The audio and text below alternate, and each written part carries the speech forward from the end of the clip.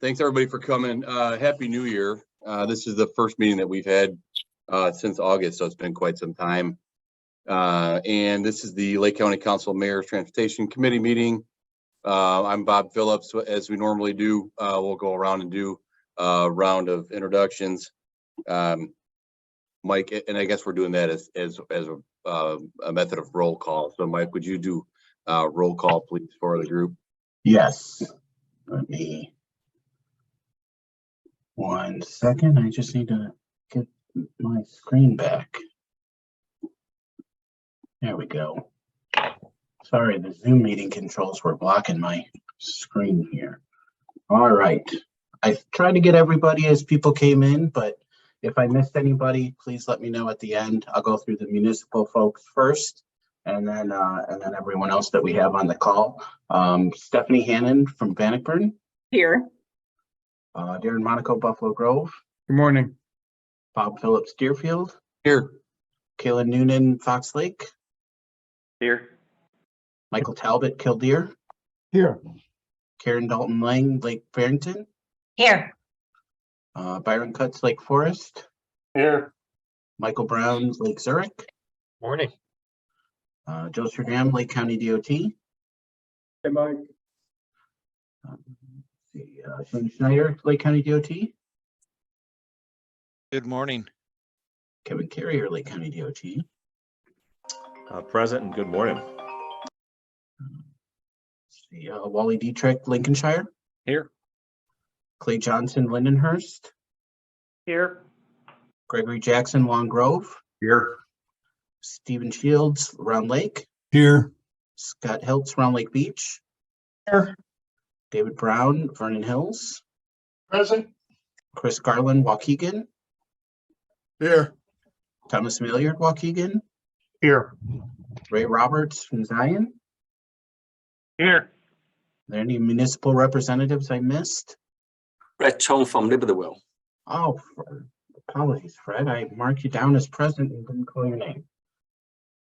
And then we also have Alex Hosa from IDOT. Jake Seed from CMAP. Russell Petroviak from CMAP. Here. Ed Gallagher from PACE. Here. Rick Mack from Metra. Here. Linda Soto. Good morning. Dan Shug. Morning. Dan Brinkman. Good morning. Dave Krieger. Here. Lee Fell.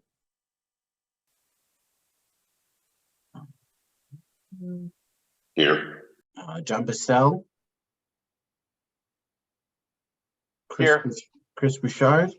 Here. Ben Redding. Hey, good morning. Ben Redding here. Anyone else that I missed? Akram Mike, this is Lawson. I'm here. Dwayne Laughlin and Akram. Thank you. We do Thanks, have a Mike. quorum. Definitely a well-attended meeting. I'm gonna go to item number 2, which is approval of the minutes from the last meeting that was also, as I mentioned, was in August of 18th of 2022. Is there a motion to approve? Motion to approve Vernon Hills. Second, Killdeer. Great. And are there any comments or questions about the meeting minutes? Hearing none, I'll ask Mike to do roll call again. Thanks, Mike. All right, no problem. Bannockburn. Yes. Buffalo Grove. Yes. Deerfield. Yes. Fox Lake. Yes. Killdeer. Yes. Lake Barrington. Yes. Lake Forest. Yes. Lake Zurich. Aye. Lake County DOT. Yes. Libertyville. Yes. Lincolnshire. Yes. Lindenhurst. Yes. Long Grove. Yes. Round Lake. Aye. Round Lake Beach. Aye. Vernon Hills. Yes. Waukegan. Aye. And Zion. Yes. Motion passes. Thank you. Okay, moving on. Agency reports. So we've got a little bit of a change in our agenda here. We're going to skip and go right to Alex Hosa of IDOT Bureau of Local Roads and Streets. Alex.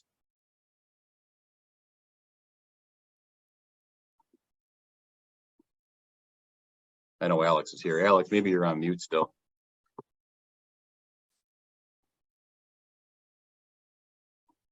Am I muted now? Nope, you're good. Oh, good. Okay, thank you. I want to refer everyone to these sheets, our status sheets. And in the first sheet, I'm good. I think I do have item number 4, Grand Township, Fish Lake Road. I do need estimated design approval from the consultant. And sheet number 2, we're good. I don't have any questions in that at all. Sheet number 3, number 10, Lake Forest, Everett, Illinois 43, a telegraph. We do have design approval, January 13, 2023. Item number 12, Lake Forest, Lake Road over Ravine.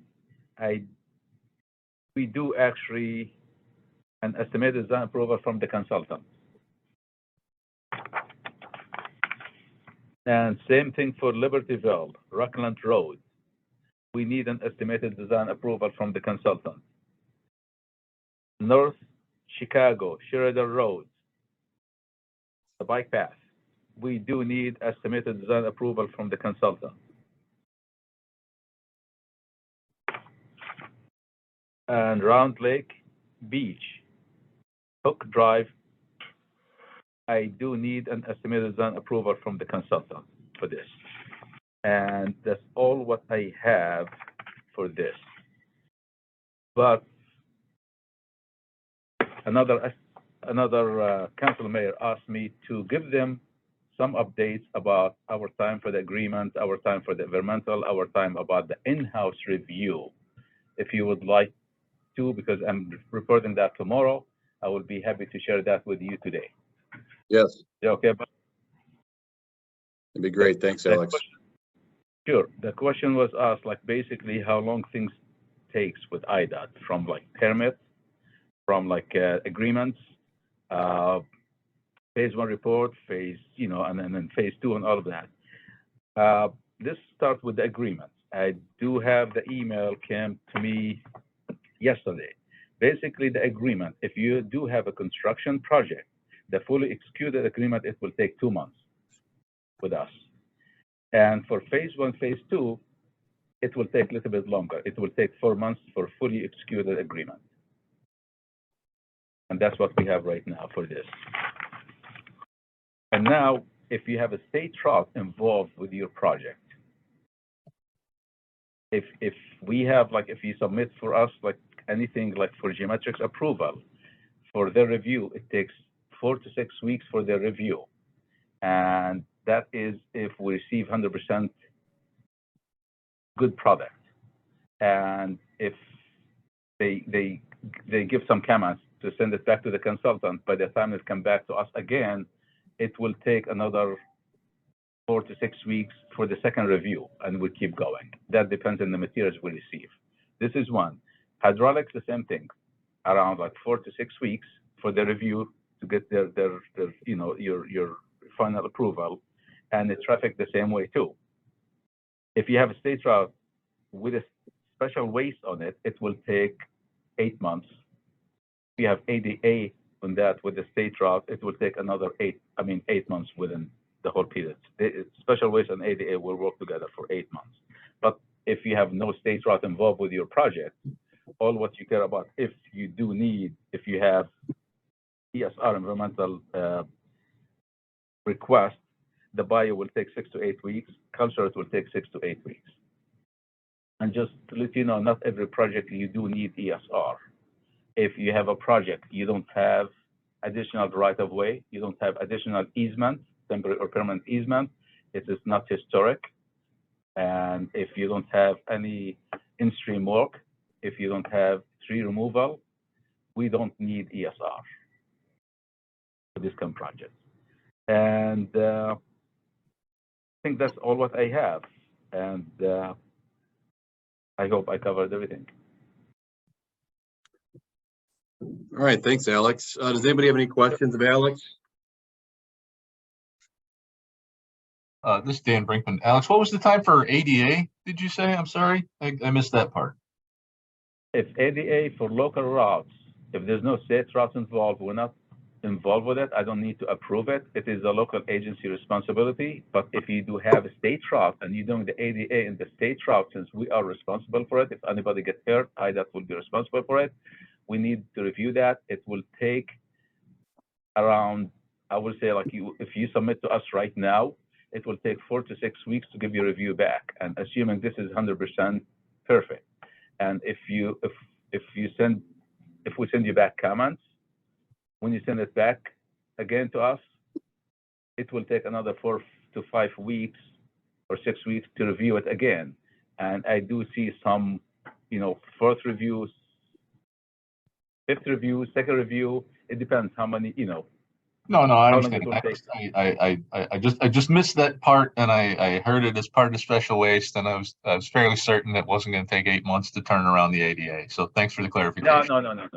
No. If you give me everything 100% perfect, we can send it upstairs. They should not come with any additional comments. It should take like 4 to 6 weeks to get your approval. Got it. Thank you. Sure. Any further questions of Alex? Hearing none, we're going to move on to the CMAP report. And I think we have Mary Weber. Mary or Russell? Hi, it's going to be Russell today. Hey, Are we skipping the tollway? Or are they not here? Yeah, there's no tollway today, as far as I understand. Got it. Just want to be sure. All right. So some of the stuff is on your agenda later, so I'm not going to go over that, such as the call for projects. Mike's going to cover that, and the ADA stuff. That there's a presentation on that. So I'm going to skip over that. What you should know is that the new marks for STP were released by IDOT, and CMAP is in the process of going through and calculating those. It's likely, but not for certain, but likely, that there will be more money than anticipated for FFY 24, so in October. So we'll have to see how that plays out. We have to go through the formula and process the stuff, and then we have to see how that might affect later years of the program too. But it's likely that there's more money than was anticipated when the programs were first developed. CMAP has a lot of initiatives that they're going through and working on right now. We recently released a pamphlet that shows some of the priority projects. These are the kind of large mega projects that the region is supporting. Many of these are the regionally significant projects. There we go. So this is being distributed to folks at the DOT, to congressional folks, and it's all in support of different grants that these projects are likely going to be applying for or have applied for in the past, but weren't successful. We did have 2 grants that were recently awarded for mega projects. Metro got one for the UP North line to replace bridges, and Chicago got one to replace some bridges down by Lake Calumet. But we're hoping to be more competitive and get better results in this year's when they do the call for this year, and we get more money flowing into the region to build some of these very large projects. Another very important thing, perhaps the RTA and Metro and PACE that come after might lead to this, but there's the transit plan that we're working on. It's called PART. This is a report that's going to go to the General Assembly. It deals with funding issues and all the things that are associated with that. There's a lot of folks that are working on this. There's a bunch of steering committees that are headed by people that many people know in this region, such as Randy Blankenhorn and other folks that have been well established within this region. So there's a lot of folks that are going to be involved in this. The report is due at the end of the year, so you'll be seeing a lot more work on this at CMAP meetings. And they had their first meeting about a week or so ago. So once we start to have some concrete information, we'll be sure to pass that along. Safety is another big issue that's going on and getting a lot of work. CMAP has applied for a grant to develop a safety action plan for the region.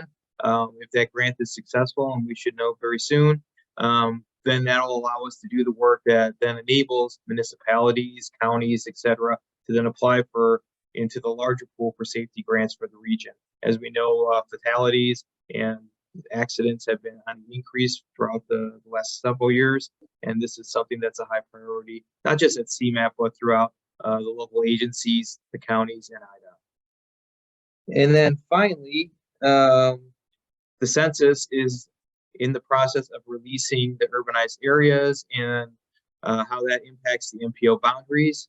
CMAP and IDOT are in the very early stages of looking at that to see how that'll shake out. But it's likely there will be some changes to the MPO boundaries.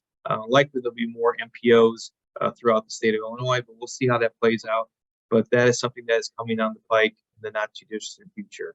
So with that, I will take any questions if there are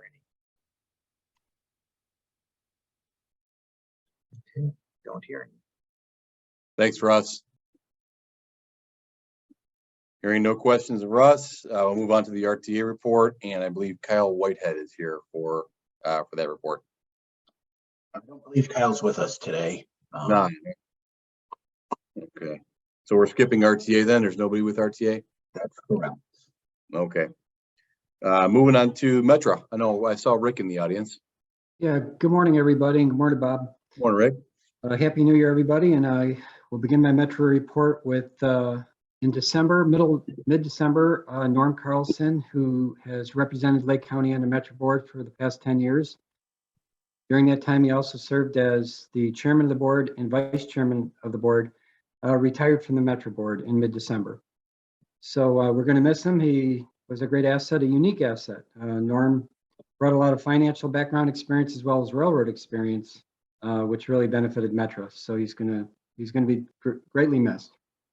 But on that note, Lake County Board Chair Sandy Hart and the Lake County Board are in the process of interviewing potential replacements. And I understand that they are shooting for the February Lake County Board meeting to select a person to replace Norm on the Metro Board. So in addition, regarding some good news with regard to Metro shattered our record for competitive federal grants. I did send this news release out to everyone.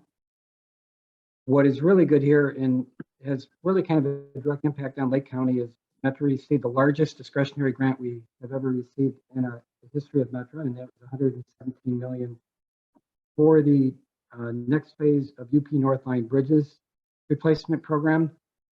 And these bridges are located between Fullerton and Addison on the UP North Line.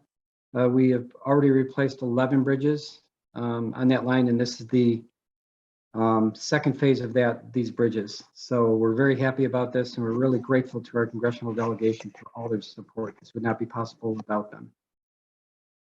Another Metro update is Metro begins the rollout of our new train tracker website. This will give our commuters an opportunity for station times, real-time maps, and trip planning. So this is going to be a really great tool for them to have, real-time information for our commuters, and we think this is going to be a real benefit. On the construction side, Metro is continuing to work on the tracks and signals between Deerfield and Roundout.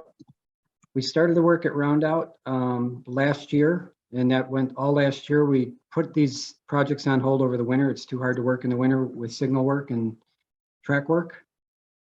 And what the goal of this project is, number one, is to clear a bottleneck up at Roundout where the trains at that point go on what we call the Fox Lake sub. And that's where the meet up with all the freight trains. So this new signal system and track work will greatly improve that bottleneck we have there for the commuter trains. And the other purpose of it is to put a crossover north of Conway Road in Lake Forest. And the purpose of that is to improve the reverse commute. That'll allow the trains to serve the West Lake Forest station, cross over, and then go back into the city. And so this project's underway. It will pick up again in the spring of 2020 of this year, and it's expected to be completed about mid-2024. On ridership, Metro is at about 40% 93% of our pre-pandemic levels. And again, we have a marketing firm on board, and they've done some studies. They reported this to the Metro Board at our January meeting. They've been doing studies and tracking what the commuters are looking for, what the commuters' concerns are, and what we are finding is, for example, I'll just give you a couple examples. The crime on the CTA basically is kind of spilling over to mass transit in general, even though Metro doesn't have a crime problem on our system, but that's still the impression is that all commuter operations do. And so we're going to be doing our best to ensure our commuters and potential commuters of the safety aspect of Metro. And it's a good financial deal. I'm sure all of you seen the report that came out about Chicago came in as the worst area in the country for traffic. And we feel that that is an opportunity for us. So we're going to be targeting that particular market to try and get people out of their cars and on the train. And obviously we do feel that at some point the hybrid working pattern is going to return or start up in greater numbers. And so we're hopeful and believe that our ridership will be growing. At the end of 2023, we believe our ridership will be at least 55% of pre-pandemic levels. And we think we're being conservative about that. We obviously hope it'll be greater than that. So that concludes my report, and I'd be glad to answer any questions you might have. Thanks, Rick. Thank you. Any questions, Rick? Hearing none, we'll move on to PACE. Ed Gallagher. Thanks, Bob. Welcome, Ed. Happy New Year, everybody. Since it's been a while since we met, I want to start off with 2023 budget update. Last year, PACE's Board of Directors approved an ordinance adopting the 2023 operating budget for 2024 through 2025, as well as the 2-year financial plan for suburban service and regional ADA service. The 2023-2027 5-year capital program, as well as the 2023 appropriation of funds in accordance with our operating budget. This ordinance also authorizes the operating budget and program to be submitted to the RTA, which was submitted and approved. The approved 2023 budget contains several fare policy changes that make it less expensive for individuals to ride PACE and a more seamless transfer to and from CTA and Metro services. PACE partnered with CTA to introduce the new Pass PACE and CTA 1-day pass for $5, the PACE CTA 3-day pass for $15, which now allows unlimited rides on both service. They also reduced the cost for the PACE CTA 7-day pass from $25 to $20, as well as reducing the PACE 1 ride ticket from $2.30 to $2. PACE also eliminated the cost of transfers between regular routes, so individuals won't have a transfer fee when transferring between PACE regular routes. We also held 8 public hearings throughout the region. Many public comments were received, were centered around proposed discontinuation of routes that were suspended in 2020.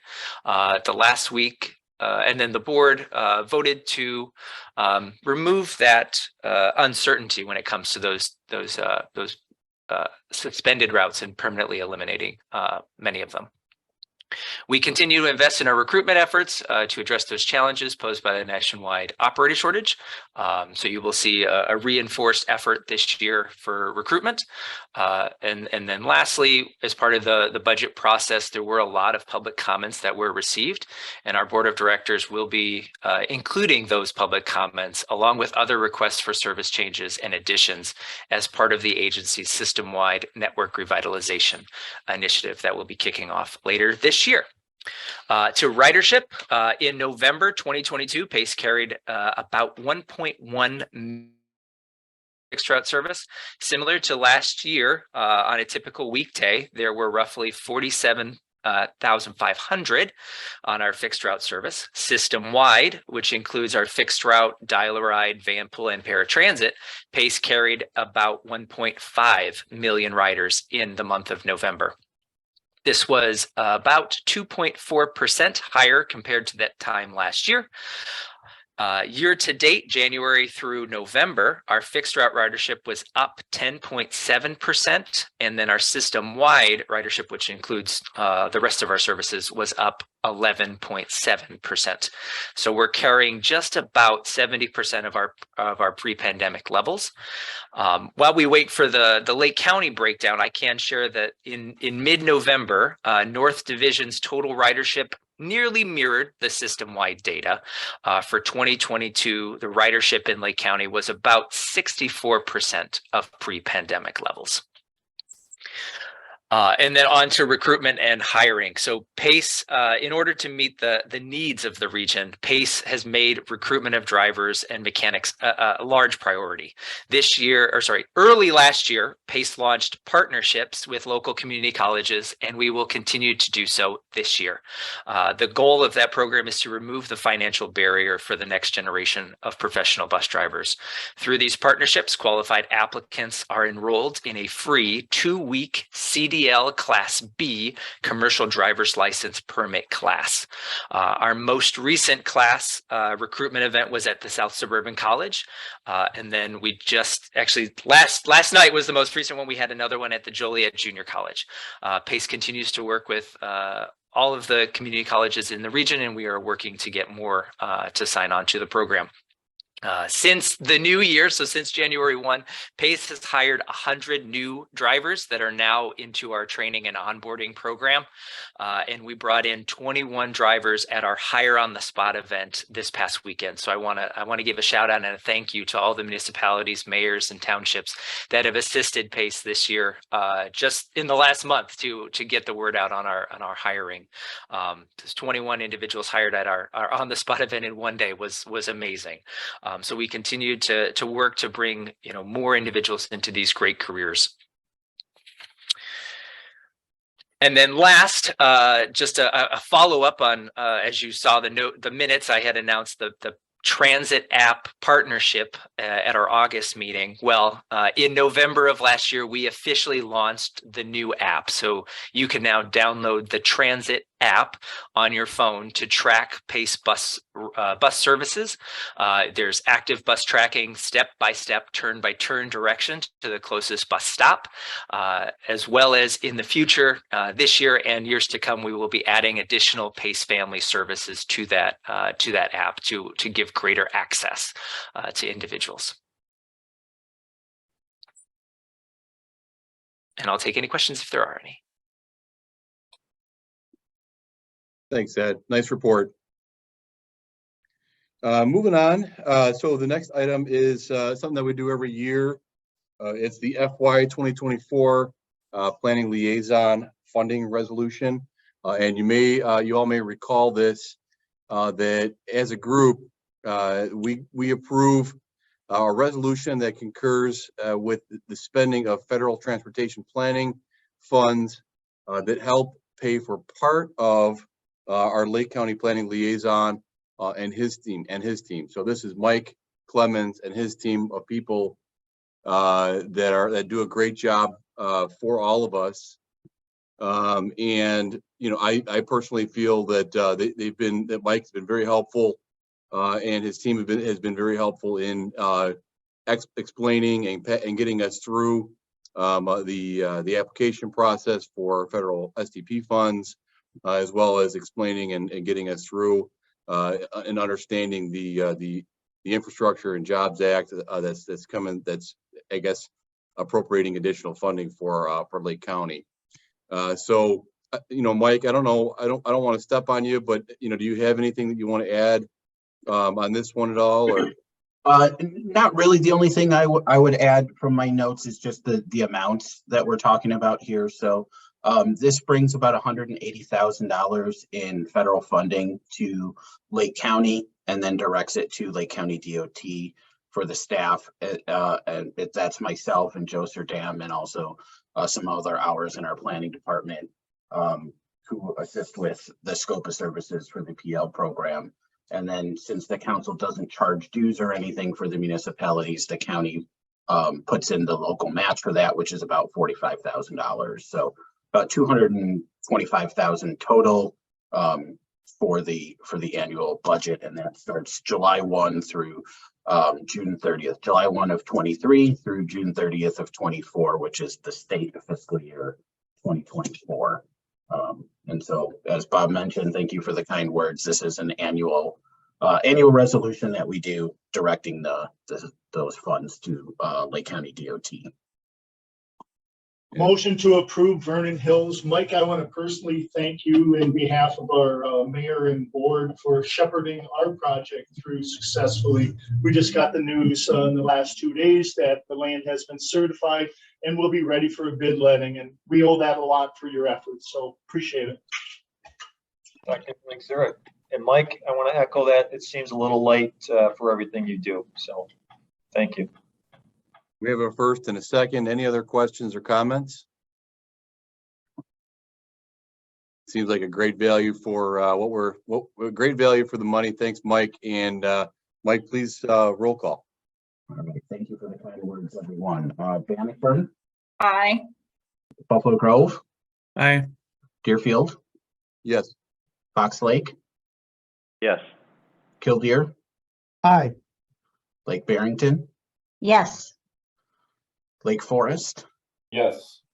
Lake Zurich, Aye. Lake County DOT, Yes. Libertyville, Yes. Lincolnshire, Yes. Lindenhurst, Yes. Long Grove, Yes. Round Lake, Aye. Round Lake Beach, Aye. Vernon Hills, Aye. Waukegan, Aye. and Zion. Yes. Thank you Thank you all. all. Motion passes. Thanks, Mike. And this will be this item will be brought up to the full council next week. So Yes. And moving on to item number 5, we have an update on the current Lake STP program. Mike, are you doing this one? I am. So we've reached the part of the meetings where I get to talk a lot. So we'll go through this as quickly as we can, but there is a lot of information to cover here, starting with the county or the council program. So one thing I did want to point out and thank everyone is your assistance in getting the required quarterly status updates into us for both the active and the contingency program. You'll have noticed last time that we were a little bit more relentless in asking for the required forms that come with the quarterly status update. And I'll pull it up on the screen so just people know what we're talking about here. So as part of the form, there's attachments that for various milestones. So if you've done a federal coordination meeting, it asks that it's required that you submit the meeting minutes for that. So as we're reviewing projects, if we don't have those required forms in our project file and also saved up to the ETIP, we're asking for those. Once you've submitted them once, we don't need them every quarter. So we'll only be asking for then new milestones, but we have been kind of more diligent this last time to go through and make sure that all of those required milestone forms are both in our project files and saved to the ETIP. So thank you for your cooperation with that. We do appreciate it. I know it's a lot of back and forth and a lot of information that we're requiring, but that really, really helps us and CMAP in tracking the federal funds in the region. We rely on these forms to make sure that we know where projects in our program are. So speaking of that, looking at our program, so we're in good shape, but I do want to have a little bit of a discussion here, and then hopefully we can bring an item with a recommendation to the full council next week. So we had 2 projects that were originally targeting fiscal year 23 on the November letting that actually got authorized by FHWA in federal fiscal year 2022. So those dropped off the list. And then we had 2 projects that we had given a cost increase for in Libertyville and in Highland Park, and then a phase 2 engineering in Highland Park that had been given extensions that did not get authorized in fiscal year 22. So we kind of flip-flop those between 22 and 23. And what that means is we have about $461,000 that's currently unprogrammed in fiscal year 2023. And there's a couple of different ways we could go about allocating those funds to projects. We have no shortage of projects. In the grand scheme of things, $461,000 is not very much money. It's not likely enough to pull forward any single project, but we could grant a cost increase to projects. We could look to grant a cost increase to a project that's already let or is going to a letting soon, or one that's coming later in the year. There's a couple of challenges with the way we go about granting cost increases and things that we've really learned in the last couple months. So in the past, we've been able to grant cost increases the way the council rules are written. If we have available funding, we can grant cost increases up to 20% above what was originally programmed. And if we have those at the staff level, I can approve those and make the tip changes. That's the way the policy is written. If we have more than one funding request, then we have this hierarchy in here where we look for cost changes for phases that have already been obligated ahead of phases that are in the current year. Basically, things that have already been let, we would give cost increases preference for versus things that haven't been let. What we found out, though, is the way IDOT handles those cost increases, they don't request federal authorization for the cost increase, for the amended agreement, until the original agreements are basically fully expended. So that can be several years down the line when the original construction agreement is expended. What that means for the council is we can carry those funds over. We've granted cost increases. We're waiting on IDOT to approve them. But it means that in any given year, we're essentially never spending all of our annual mark, which means we can't go access the available funds in the redistributed fund. We have a number of projects on the contingency list that are essentially ready to go and could use funding if we can spend our annual mark. So I'm looking for a little bit of guidance based on this. Now how we know IDOT processes these amended agreements, we can go and give a cost increase to a project that already has funding agreements into IDOT. It would be an amendment. For example, Bannockburn's project was let in November. It came in high. They're rebidding it in March. Vernon Hills is targeting March. Both of those have construction agreements in.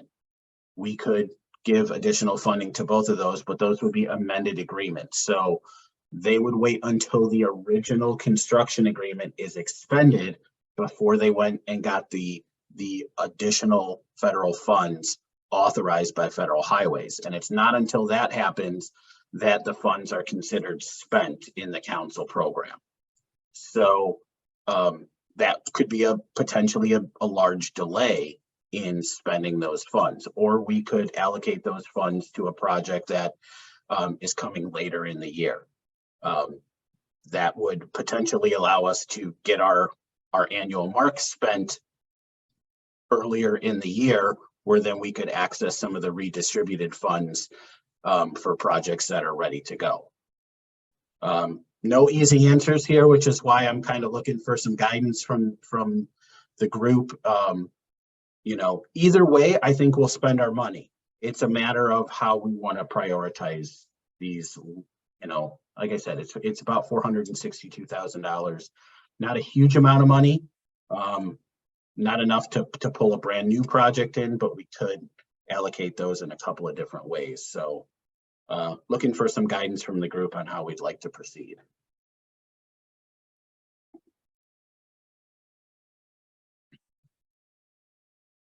Mike, if that money gets reallocated to construction projects, those that are, I guess, either awarded or will be awarded this spring, then the money is spent, correct? Or we have to go through that whole process? So for example, for projects that already have their engineering or their construction agreements into IDOT, either they've been let or they're going to be let soon, and they already have their agreements in, the project would go to letting, get awarded, and then we would submit an amended agreement. IDOT will approve the amended agreement, but it's not until they actually request the federal authorization and the funds become obligated that the council gets credit for those funds being spent. And that amendment, the additional funds for the amendment, they're not requesting federal authorization until the existing construction agreement is completely spent out. So you build the project, you spend all the original funds that the project was awarded, then they will request federal authorization for the additional funds. Got it. So for a project then that isn't scheduled until later in the year, those agreements aren't into IDOT yet. So if you revise the dollar amount for those agreements before they're submitted, then the money is spent. Correct. To me, that's the most direct way to spend the money and open the door for additional funding. Yes, so that, and the reason I bring it up, and I agree, that is exactly right. That is the fastest way for us to spend the council money in the given year. But that is a change from what the hierarchy we had previously adopted, which is why I'm bringing it up. It's new information. We thought it would be fastest to give it to those projects that had already had agreements in. Turns out that's not the case. So, for example, both the Bannockburn and the Vernon Hills project in March, they could use those funds, but it will take longer for the council to have spent them. For a project that doesn't have agreements in yet, they will be spent sooner. Can I just chime in a little, since this is Stephanie from Bannockburn. I know that we're doing the letting in March. Our project should be done by fall, and that's the plan, and we should have spent most of it by fall. So we're talking 6 months. So it's not like we're waiting a whole year, and we could definitely, our project has come in twice the amount that we were anticipating. So instead of $1.2 million, it's coming in near $2 million. So for us we're asking for, I think, another $100 and some thousand. It would be really helpful for us since the project's double what we're expecting. So I hope that would be a consideration for us as well. So we're just talking a 6-month period, unless I'm misunderstanding. I don't think you are. In the case of your project, it's a resurfacing, so those funds get expended quicker than a reconstruction project that takes longer, and it's a longer time period. Yeah, so I'm just looking for some guidance on how we go about allocating these additional funds. So there's no easy answers here, I guess, but we do want to make sure we're spending these additional funds. Mike, David Brown from Vernon Hills. We do also have a project in the hopper for a March bid letting. I think looking out for everyone's best interest, I appreciate that we're trying to access all the funds available. That's everyone's goals. I would parrot Stephanie's comment in terms of how numbers are coming in right now. When you go through a project and you have estimates that are 2 or more years old, we will also be looking for additional funding to make sure we meet our obligations. It says 80% federal share. I think our project's going to be closer to 67%. So having that available money earlier is beneficial, but I also acknowledge that I would really look towards yourself in Lake County for some general guidance on what you think is fairest across the board for everyone.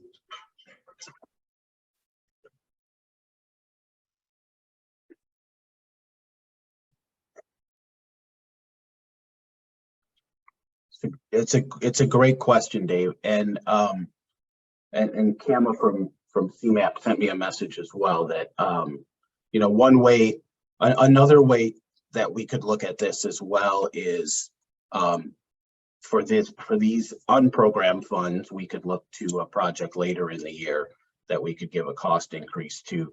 But then knowing that that both Bannockburn and Vernon Hills are you know, likely not fully 80% funded, we can keep an eye on the expenditures of those original construction agreements.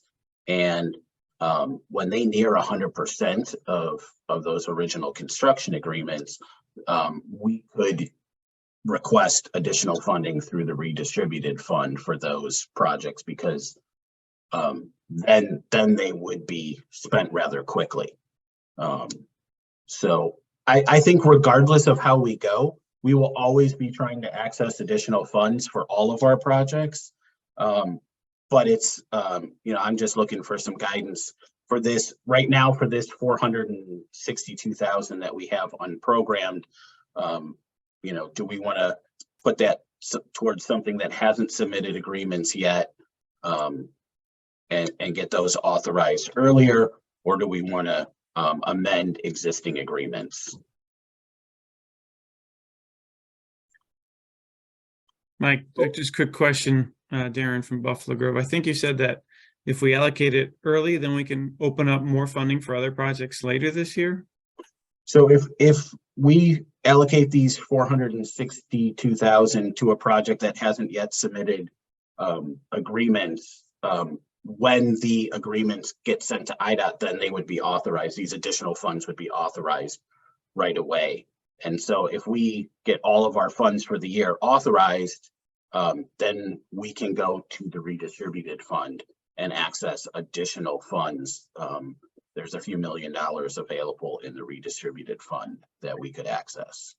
And how many projects would that help out? Or like, can we get a couple more millions? I think if we can get it in and help more people, that's the right path to follow. Yeah, we have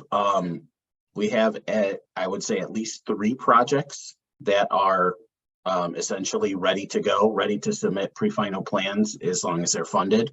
That's probably more funding than the redistributed fund has.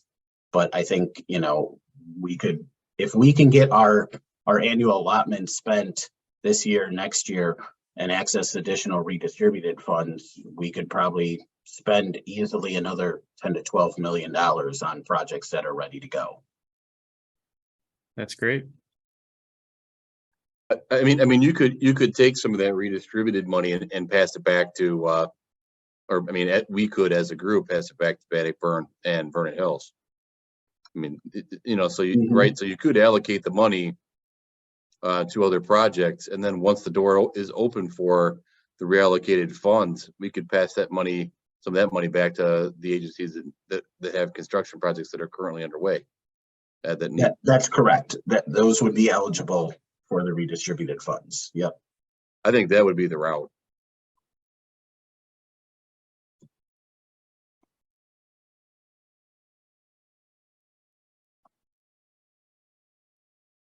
Okay. I will work to put together a little bit, some amended language that we can put in the guidebook, just so everyone's on the same page with this. And then we can look to approve it next week. But I think this gives me some direction to be able to do that, and we can reprogram these funds. So I appreciate that. thank you, everyone. And if anybody has any questions or concerns about their projects or programs, feel free to reach out to me at any time in between. We've now gone through 2 full federal fiscal years under these new rules, and we're one of, I think, 3 councils in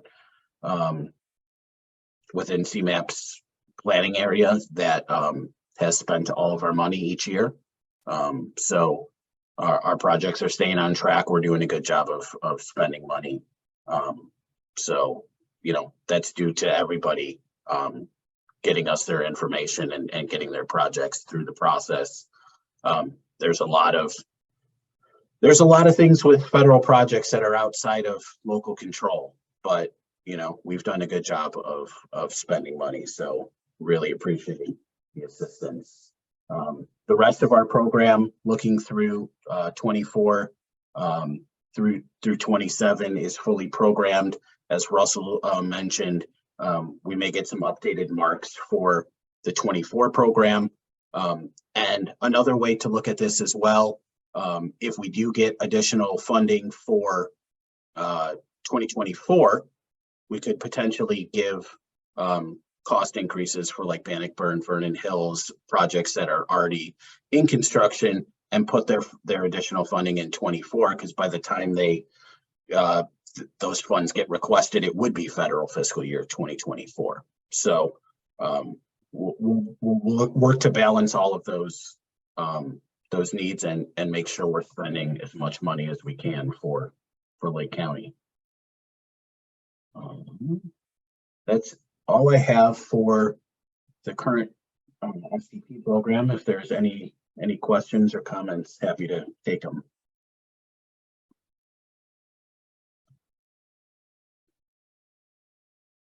Thanks, Mike. I guess we just move on to 2024 call for projects. Sure. So first of all, I'll start with CMAP's call for projects, which is currently open right now. And that is for the CMAQ program, the Congestion Mitigation Air Quality Program, the Carbon Reduction Program, the TAP program, which is the Transportation Alternatives Program, and the SDP Shared Fund. There are 4 fund sources that they are soliciting applications for right now. Information is on CMAP's website. It also came out through the council newsletter, and you can submit applications. We ask that all applications be submitted to the ETIP by February 24th. Local sponsors, municipalities, counties, townships, whoever, or their consultants who are filling these things out, can save the project as final, but can't actually submit the project to CMAP. So once it's saved as final, it comes to myself and Joe as the planning liaisons to review those. And then we will actually submit those to CMAP for final for the final submission. So we review them for accuracy to see if there's additional information. We may request additional information. So the final deadline is March 10th at 5 p.m. We ask that everybody, like I said, has everything in by February 24th, so we have time to review those. And if we need to request additional information, we have time to make sure that you can pull that additional information together. Kama from CMAP dropped the link for the call for projects website into the chat if anybody is looking for it. So that is the current open call for projects. Next, I wanted to look ahead to the council's next call for projects, and there's a change coming to the timing in the call for projects. So CMAP proposed some changes to the regional active program management rules that apply to both the STP Shared Fund and the local council STP programs. So if you remember, we currently, the CMAP call for projects is January through March of odd years, and the local council's STP call for projects is January through March of even years. And CMAP is proposing to shift that timeline forward about 6 months. So rather than our next call for projects being January through March of 2024, the proposal is that the call for projects would be October through December of 2023, of this fall, which is about 6 months earlier. The reason for that is it gets the final approval of the program ahead of the new federal fiscal year. So if you remember the council's call for projects last year, we did a call for projects January through March. We scored and ranked all the projects. We put out a recommended program in the summer. It went to a public comment period. Then it went to CMAP's Transportation Committee in September and the MPO Policy Committee in October, which is actually after the start of the new federal fiscal year on October 1st. So by shifting the schedule forward, it would make the final approval at the June MPO Policy Committee, which is ahead of the new federal fiscal year. So we're not starting a couple weeks or a couple months into the new federal fiscal year when funding becomes available. CMAP has said that they will give us some flexibility in that timing. So what I would look to do is maybe change the application deadline from being in December to sometime in January or February. It'll shorten the amount of time that Joe and myself have to score and rank projects, but it will give municipalities more time to be closer to when you were planning for applications to be due. And since in our current methodology, project readiness and project status is such a big part of the scoring, we want to minimize that that shift in schedule as much as possible. So we will likely, we will have a call for projects this fall, and we will work with CMAP to adjust when applications are due a little bit this first round. But moving forward after this current call, the council will then shift to a call for project schedule that will be from October to December in odd years. If there's any questions on that, there is a big lengthy document that this is a part of, the active program management rules, that's been updated. I'm happy to share that. Most of it is just changing it to an outline format. There's not a whole lot of, I wouldn't say there's substantive changes, but mostly it's cleanup from the way we operate the STP program. There's a new emphasis, a renewed emphasis on the quarterly status updates, as I mentioned, and those required forms. So with that, if there's any questions on just the shifting our call for projects, that's the major change for everyone to be aware of.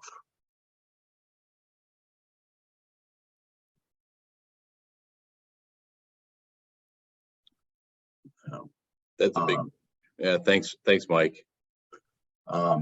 And then, so looking ahead to that next call for projects, my original work plan for the year was to spend the year reviewing our current methodology and guidebook and how we go about scoring and ranking projects to see if there are suggestions for updates, changes to policies that need to be made ahead of that next call for projects.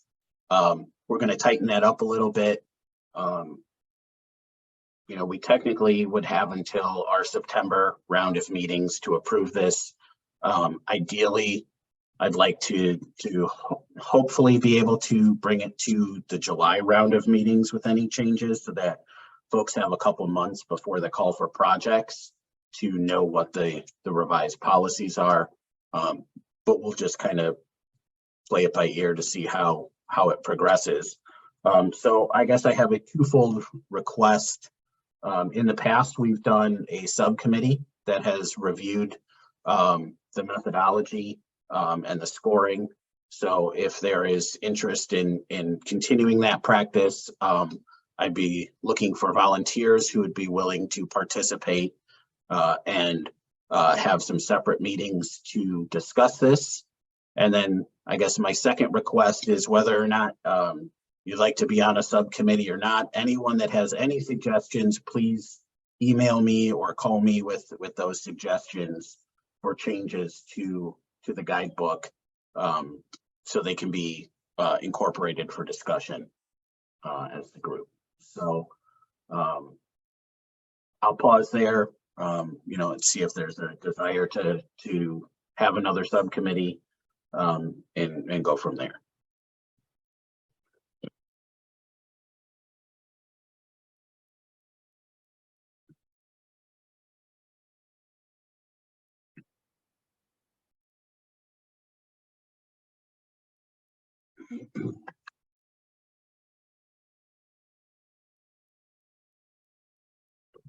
Mike, I don't hear a desire to have a subcommittee. I suggest that if you start to get a lot of phone calls and questions about this item, that we start up a subcommittee and we have one. Okay. I think it doesn't sound like there's a lot of questions, but people may be, they may not be interested in voicing their opinion publicly in this group. So if that group, if people are starting to ask questions and so forth about it, then maybe we'll start up a subcommittee to have it ready to go then before that was a June or a July meeting. And I'd be interested in being part of that subcommittee. So. Okay, that sounds good. And yeah, absolutely. There's, anyone that has any suggestions or, suggestions, concerns with the current methodology, please let me know. And then we'll work to update it. This, as we've discussed from the very beginning of all of this, going back almost 6 years now, this is intended to be sort of a living document that gets updated before every call for projects. So if there's things that aren't working, we need to look at updating them.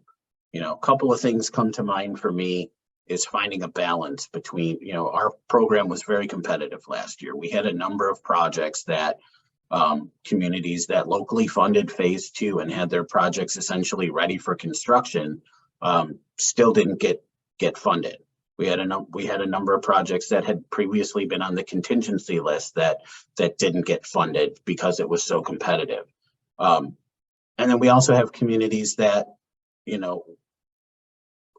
struggle to, allocate local funds for those earlier phases of the project without knowing if federal funding is going to be available for construction. So those are kind of divergent things that we need to work to balance.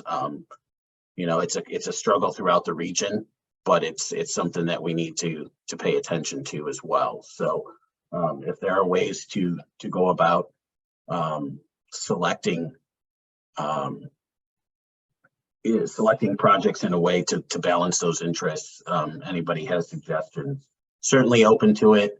Does not have to be in this meeting, in this forum. Please just send me an email or give me a call.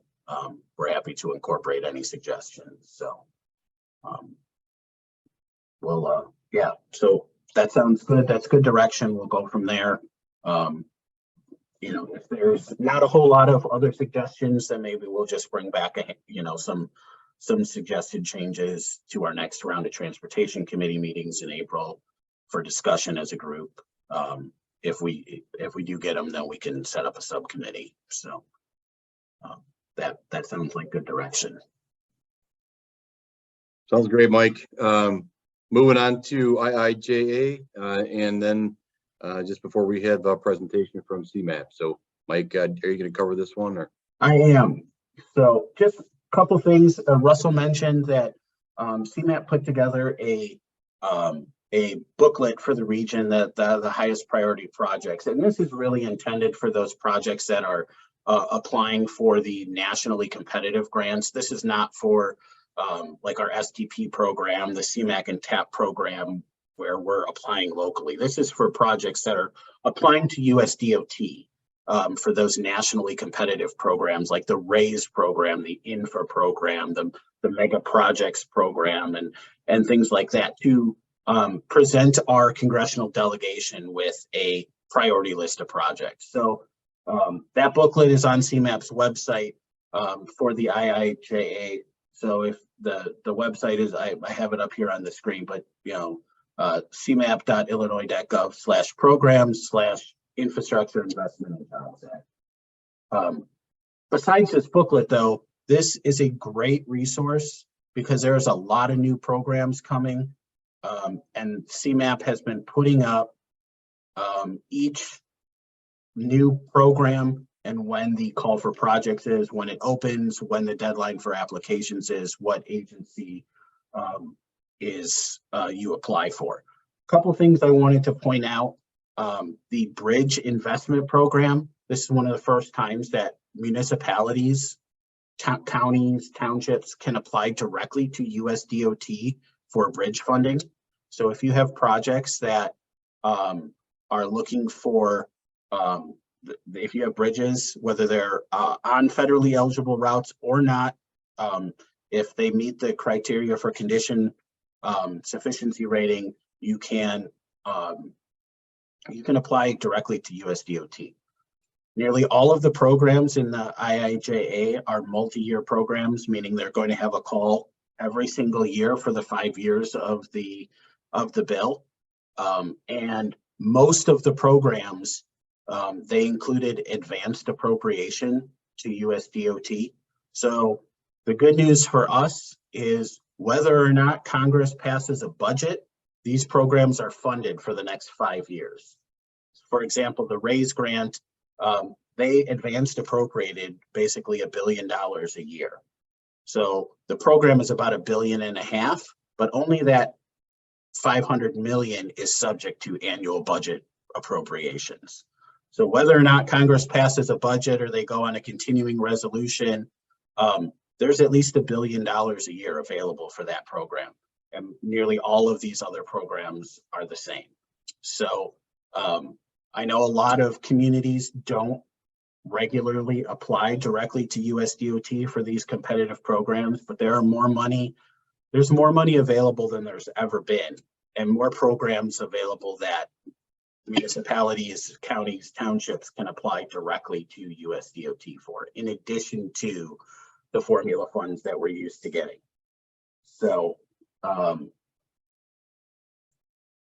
that's really what I wanted to highlight for when it comes to IIJA. We'll continue to share funding opportunities as they come about, but really just wanted to point you to CMAP's website because it really is a good resource to view it at a glance. There's so much information for this bill that's all over the place. It's a good condensed resource. That's all I have for IIJA. Thanks, Mike. Are there any questions of Mike regarding IIJA? Okay, is Russ going to be presenting for CMAP today for the ADA? We have Jake from CMAP that is going to be presenting. All right, Jake, you're up. All right. Thank you, Chair Phillips, and thanks so much to Mike for the invite today. My name's Jake Stein. I'm a planner at CMAP. I've been with the agency for about 10 years now, but I don't get to talk to this group very much. So thanks for having me. I do see a lot of familiar faces out here. So this is going to be just a quick presentation. I don't have slides, but just want to provide an overview of one of CMAP's new programs around ADA. I know we've talked a lot about funding opportunities and calls for projects from CMAP. Well, this is another opportunity to do good things in your community. So we want to definitely help Lake County along with that. So many of you know that ADA was signed into the federal law back in 1990. And I've visited many of your municipal buildings over the years. You've got your accessible ramps, doors, and water fountains. But this program is really looking at the areas outside of those buildings. our roads and our sidewalks, which really are for everyone. We've done some research on this. Obviously, CMAP wanted to get into the numbers on this, and only about 10% of the communities in the Northeast Illinois region comply with the ADA when it comes to roads and sidewalks. So of the 284 municipalities in the Chicago region, only about 25 have developed ADA transition plans at this point. These plans define how a municipality will ensure that its roads and sidewalks can be used by everyone. So, compliance with the ADA is incredibly important at a number of levels. I'm just going to outline 5 of them for you. First, accessibility creates opportunity. Transportation is literally a route to connecting residents to jobs, education, and services. But people with disabilities face barriers in moving around a region, and CMAP's research has shown that actually 1 in 5 residents with a disability does not travel outside the home on the average day because of lack of access. Second, there are enormous economic benefits to this work. Communities that are accessible welcome everyone, residents, visitors, and shoppers. And people with disabilities in the US have about $500 billion in annual disposable income, which they're more likely to spend in communities that are accessible to them. We haven't looked at that number on a per capita basis in Lake County, but it's still an enormous amount of economic benefit that could be coming into your communities. Third, many people have or will have disabilities. As many of you know, our population is aging, with the senior population projected to increase by about 1 million between now and 2050. On top of that, 1/3 of seniors experience a disability that limits how they get around. Lake County has a large senior population, but this isn't just for seniors. Disability can affect any of us at any time. Fourth, everyone benefits. So accessibility improvements don't just benefit those with disabilities. They make it easier for everyone to go about their daily lives. The example we like to bring up is the curb cuts that are installed at sidewalk corners. Originally, those were intended for people using wheelchairs, but they're great for everyone. Picture of parents with strollers not wanting to wake up a baby, or dragging a suitcase along behind you, something like that. Finally, the big one, it's required. Compliance with the ADA improves the resilience of our region, and by meeting federal requirements, we can help ensure the flow of millions of dollars in annual transportation funding to our region. So I've briefly outlined for you here the problem in our region, outlined why it's important. So CMAP would love to partner with you to find some solutions for accessibility in the region. We've created a multifaceted program to plan for the future and meet you where you are. Mike was down with us in Frankfurt last week for our first big training around this. And we're providing education and training for municipalities to give you a grounding in the requirements of the law. Title II of the ADA is very complicated, but we want to get at the reasons behind the law and how to comply with those requirements in a way that makes sense for your community. So we've got an ADA toolbox in place. We've got templates, checklists, and other materials to aid you in completion of your self-evaluation plan and the transition plan too. In addition, we're providing on-demand technical assistance to municipalities to guide them in this process, and really focusing on engineering and public works teams. Our local technical assistance group usually focuses on the planners, but this is really for the engineers and public works. And the big thing here is these services come at no cost to the communities in the region that we serve. Of course, there are different requirements under the law based on the size of your community. The cutoff point is 50 employees. However, all communities must complete an ADA self-evaluation to determine where greater accessibility is needed in your community. So yeah, I've given a high-level summary of CMAP's new program. I just wanted to tell you a little bit about what's been going on recently. We did a call for projects at the end of 2022 and selected 5 communities to receive consultant assistance to complete ADA plans. Unfortunately, none of those communities were in Lake County, but with your help, we want to change that in the future. So yeah, these are projects are going to be done with consultants, and CMAP is going to be paying for all the consultants' costs. There will be another call for applications in the months to come, and we'll certainly coordinate with Mike on that to make sure that it's on your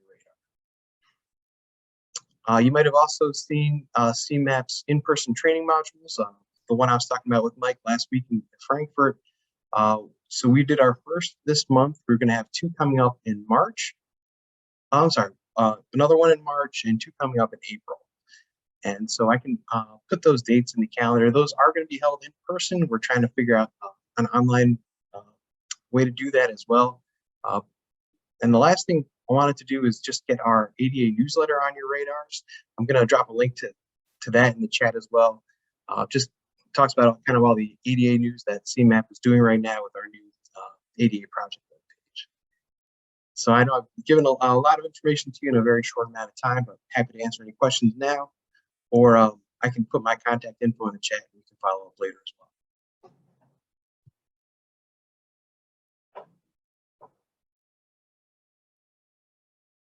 Thanks, Jake.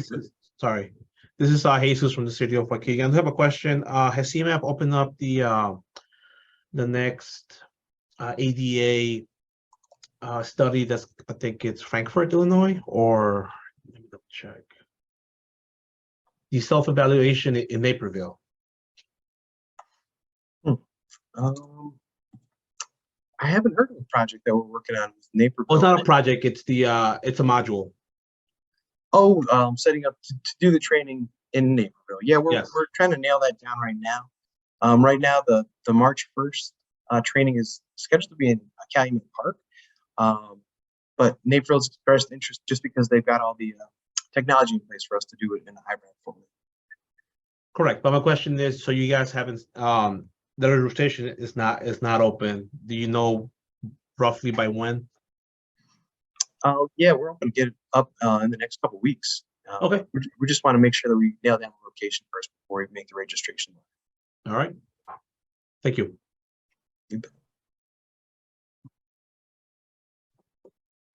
Thanks, Jake. Any other questions of Jake? I think as Jake mentioned, I was at the training in Frankfurt last week, and it was a really valuable training. There's my understanding is there's a recording of it on CMAP's website as well as the handouts. Just a lot of useful information. Just a really just a lot of information when it comes to ADA and Title II accessibility and making sure communities are in compliance. But really, really good, valuable information, and they have a great team that's helping them present that information. So as Jake mentioned, March 1st, I believe that one's kind of focusing on the ADA coordinator role. Is that right, Jake? That's correct. Yeah, Mike, you got it. And then there'll be two additional trainings, April 18th and 19th, that are really focused on the right of way.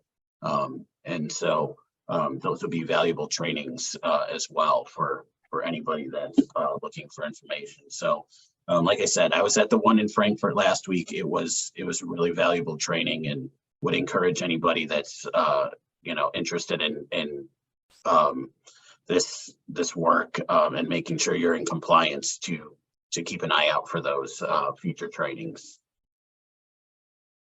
Thanks so much, Mike. I got to get you on the payroll at CMAP.